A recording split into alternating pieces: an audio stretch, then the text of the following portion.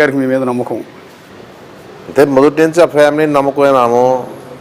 మనము ఆయన చెప్పిన కార్యక్రమాలని కూడా శ్రద్ధగా చేసినాం. మనము తూచా తప్పకుండా చేస్తూ ఉంటాము. ఏ విషయంలో కూడా మనము ఆయన చెప్పిన మాట తీసేసే పరిస్థితి లేదు. ఆ విధంగా ఉన్నాం కాబట్టి ఈరోజు మాకు ఆ పరిస్థితి రాలేదు. అంతే. మీకు కొంత మనసులో పిచ్చే క్వశ్చన్ అయి ఉండొచ్చేమో. చంద్రబాబు నాయుడు గారు రీసెంట్గా పత్తికొండ సభలో మీ గురించి మాట్లాడినట్టున్నారు. కొంత విమర్శ, ఈ కాన్స్టిట్యున్సీలో లిక్కర్ని కర్ణాటక నుంచి తీసుకొచ్చి అమ్ముతున్నారని, దోచుకుంటున్నారు అని. అది నిజాలు ఉండాలి. ఏదైనా మాట్లాడినా ఒక పెద్ద నాయకుడు ఆయన 14 ఏళ్ళు పరిపాలించినాడు. 14 ఏళ్ళు ప్రజలకు ఏమి చేయకపోయినా ఏ విధంగా దోచుకోవడం అనేది ఆయనకు తెలుసు.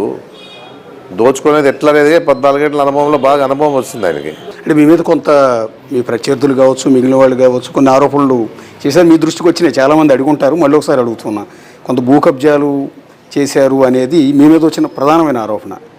ఇప్పుడు మీరంతా ఉన్నారు కదా మీడియా.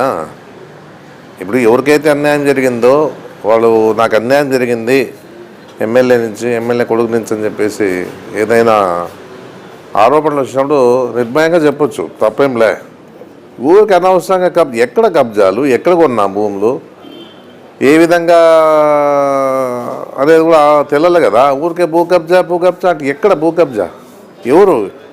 నేను అదే చెప్పినాను, ఎవరైనా రాండి అయ్యా, మావాళ్ళు కానీ నేను కానీ మావాళ్ళు కానీ ఎవరైనా చేస్తే కూడా నేను ఉంటాను, మీకు అండగా ఉంటాను. ఇవి దోపిడీ విధానం మాకేం అవసరం ఉంది? దేవుడు ఇచ్చినాడు, ప్రజాసేవకి మీరు అవకాశం కల్పించినారు ప్రజలంతా.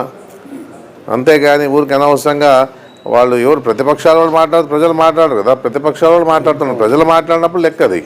నాకు ఇట్లా అన్యాయం జరిగింది ఫలానా విషయంలో అని చెప్పేసి వాళ్ళు డైరెక్ట్గా చెప్పినప్పుడు ఏదైనా ఉంటుంది. కానీ మీ ప్రత్యర్థి ఇక్కడ టీడీపీ తరఫు నుంచి పోటీ చేస్తున్న మీనాక్షి నాయుడు సరైన ప్రత్యర్థి అనుకుంటూ ఉన్నారు. ఎందుకంటే ఒక ఇంటర్వ్యూలో మీరు మాట్లాడింది నేను చూశాను. నా ప్రత్యర్థి మీనాక్షి నాయుడు కూడా మంచివాడే, నా మీద అనవసరంగా తప్పుడు ఆరోపణలు చేయడు అన్నారు. అంటే ఈ రకంగా ప్రత్యర్థి పార్టీ నేతలను కూడా మంచివాళ్ళు అని చెప్పి మీ నోటి నుంచే విన్నాను. ఆయన మంచోడని నేను చెప్పను. ఎందుకంటే నేను మంచోడు చాలా ఇదైన కాదు. ఆయన ఎన్ని చేసినాడో, వాళ్ళ కుటుంబం ఏ విధంగా చేసిందో, ఆయన అధికారంలో ఉన్నప్పుడు ఎన్ని రకాలుగా ఏం చేశారో అనేది ప్రజలంతా తెలుసు.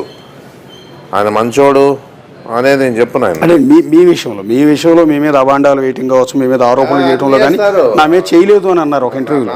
ఇంతవరకు చేయలే, మన ఏదో విషయంలో చేసినాడు, నేను అంత సరిగా సమాధానం చెప్పినాను. ఆ విషయంలో మళ్ళీ మాట్లాడలేదు ఆయన. ఎందుకంటే నీ ఎందుకు బాధ పెట్టాలని చెప్పేసి ఉద్దేశంతో ఊరికే ఉంటాం మనం. ఎవరి కర్మ వాళ్ళు అనిపిస్తారులే, భగవంతుడు ఉండాలి అని చెప్పేసి అందరికీ భగవంతుడే ఉన్నాడు. ఎవరి కర్మ అనిపిస్తే తప్పేదేం లే. వాళ్ళు విమర్శించినప్పుడు మేము ఇంకా విమర్శలు చేసి వస్తాం. అంతేగాని ఈయన ఇదని చెప్పే పరిస్థితి ఏం లే.